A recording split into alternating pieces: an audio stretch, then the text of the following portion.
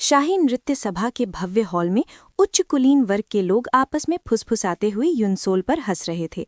उनकी दबी हुई हंसी में तिरस्कार और उपहास स्पष्ट झलक रहा था।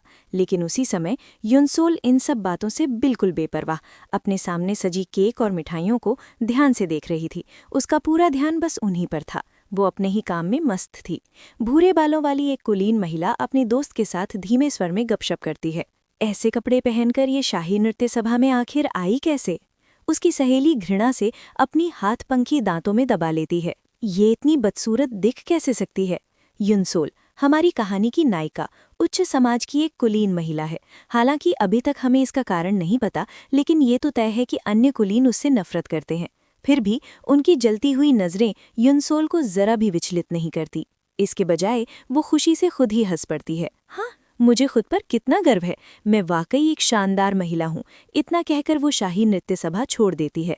पीछे रह गई वही भूरे बालों वाली महिला अपने आप से गुस्से में बड़बड़ाती है। ये आखिर शर्मिंदा क्यों नहीं होती? इतना आत्मविश्वास आता कहाँ से है? गाड़ी में बैठते ही युनसोल धीरे से एक शब्द बुदबुदाती है, कॉम, और तुरंत एक जादुई कंघी हवा में प्रकट हो जाती है। उसके मन में कुछ देर पहले उन घमंडी कुलीनों की घृणित निगाहें फिर से उभर आती हैं। घर पहुंचते ही एक युवती उसका स्वागत करती है, लेकिन झुंझलाई हुई युनसोल बहुत चढ़ाकर उसे नीचे से ऊपर तक देखती है और चिड़चिड़े स्वर में कहती है, चह, हाँ, मैं लौट आई हूँ। क्या तुम्हारी आंखें अंधी हैं? दिख नहीं रहा? इतना कहकर वो झुंझलाए हुए हावभाव से उस लड़की को रास्ते से धक्का देकर सीढ़ियां चढ़ने लगती है। पीछे से वो लड़की कटाक्ष करती है, अगर शक्ल अच्छी नहीं है तो कम से कम स्वभाव तो अच्छा रखो। युनसोल को ये टिप्पणी बिल्कुल पसंद नहीं आती, लेकिन वो कुछ नहीं कहती और चुपचाप अपने कमरे में लौट जाती है। युनसोल का एक बड़ा भाई है, लुइस, जो एक बैरन है, यानी कुलीनता की निचली उपाधियों में से एक, और वो लड़की बेकी लुइस को डेट कर रही है। युनसोल का मानना है कि यही वजह है कि उसे बेकी के साथ इतना बुरा व्यवहार करना चाहिए, ताकि वे दोनों ये सोचें कि वो खुद एक भयानक इंसान है। उसका असली नाम था चोई युनसोल। अपने पिछले जीवन में वो शीर्ष अभिनेत्री जिन युरा की मेकअप आर्टिस्ट थी, लेकिन जिन युरा उसे बिल्कुल पसंद नहीं थी। वो उस पर मौखिक अत्याचार करती थी और उसके खिलाफ अफवाहें फैलाती थी।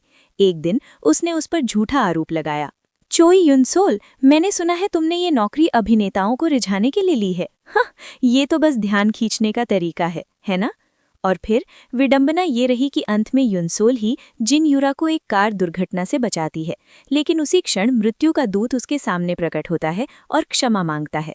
मुझे माफ करना, मैं तुम्हें गलती से यहाँ ले आया। इसके बदले मैं तुम्हें कहानी की नायिका बनने में मदद करूंगा। और इस तरह उसका पुनर्जन्म होता है लीला एल एस्ते के रूप में, जो उपन्यास बर्ड्स इन अ केज की नायिका है, जिसका असली मतलब था पंछी पिंजरे में बंद होकर ही खुश रहते हैं। उस उपन्यास में 3 पुरुष नायक थे, लाल आंखों वाला क्राउन प्रिंस थियोबाल्ड, चांदी जैसे बालों वाला ड्यूक हेनरिक और अंत में मार्क्वेस अल्फोंसो। कहानी में तीनों पुरुष लीला को कैद कर लेते हैं और क्राउन प्रिंस उसे एक गोली खिलाकर गूंगा बना देता है।